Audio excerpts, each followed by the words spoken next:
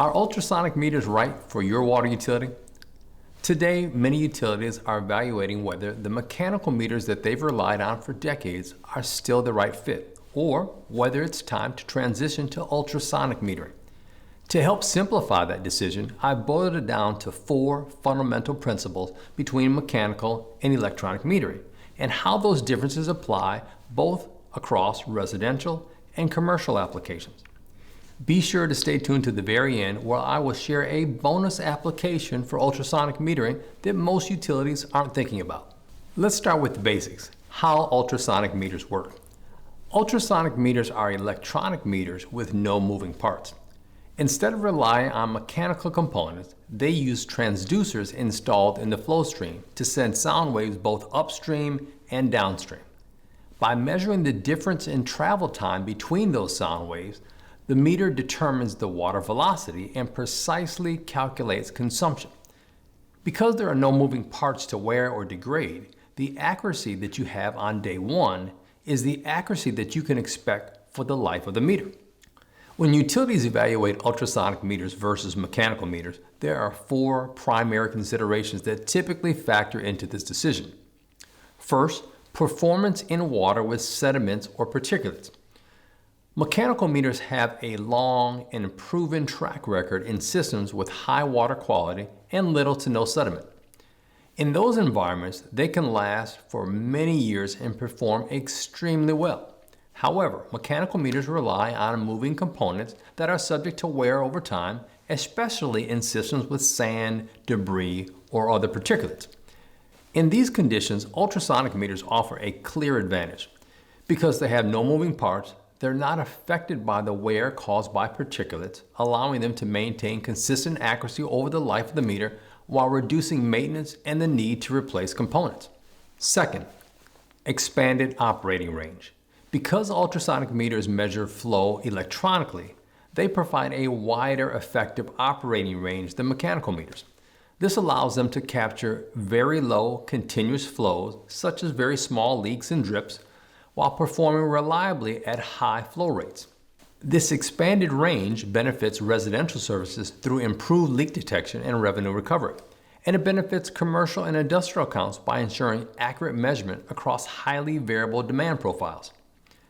Mechanical meters can have a wide flow range, but they often are constrained by a max continuous flow well below their rated high flow.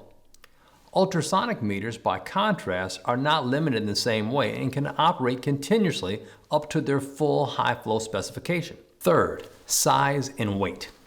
Ultrasonic meters are generally smaller and lighter than their mechanical counterparts. While this applies across many installations, it becomes especially meaningful in commercial and industrial environments where vault space is limited, access is difficult, or installation logistics drive costs and safety concerns. A more compact, lightweight meter can simplify installation, improve worker safety, and reduce overall labor requirements. Fourth, pressure and temperature capability. Ultrasonic meters typically provide temperature data as a standard feature. Pressure sensing capability varies by size. In large meters, generally 3-inch and above, pressure sensing typically is the standard. In smaller sizes, usually 5/8 up to 2-inch, pressure sensing can be added as an option. This flexibility allows utilities to strategically deploy pressure-enabled meters where it delivers the most value. In many cases, adding pressure sensing to as little as 10% of your residential meters combined with your commercial and industrial deployments can create a robust pressure monitoring network that meaningfully supplements existing system instrumentation.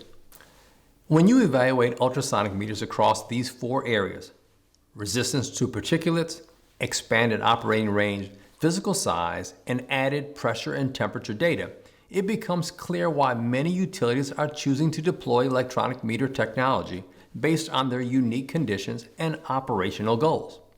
That said, the most practical way to begin this transition is often to evaluate your commercial and industrial applications separately from residential services. Commercial and industrial customers are typically a utility's largest users, and protecting that revenue is critical. Starting there often delivers the fastest return through improved accuracy, easier installations, and enhance system insight. And it frequently builds confidence to expand ultrasonic metering into your residential services as well. And now for that bonus application I mentioned earlier. One area many utilities overlook when evaluating ultrasonic meters is fire service applications. Traditionally, fire service lines have relied on large mechanical meters that are extremely heavy, often comparable in size and weight to a small Volkswagen. These meters are difficult to handle, challenging to install, costly, and can introduce significant labor and safety concerns. Ultrasonic meters offer a compelling alternative. They are significantly smaller and lighter, and they meet UL and FM requirements for fire service application. This allows utilities to maintain compliance while improving installation efficiency and reducing the physical burden associated with large mechanical meters. I hope this overview helps you make a more informed metering decision for your utility based on what matters most in your system. Thanks for watching, and we'll see you in the next episode.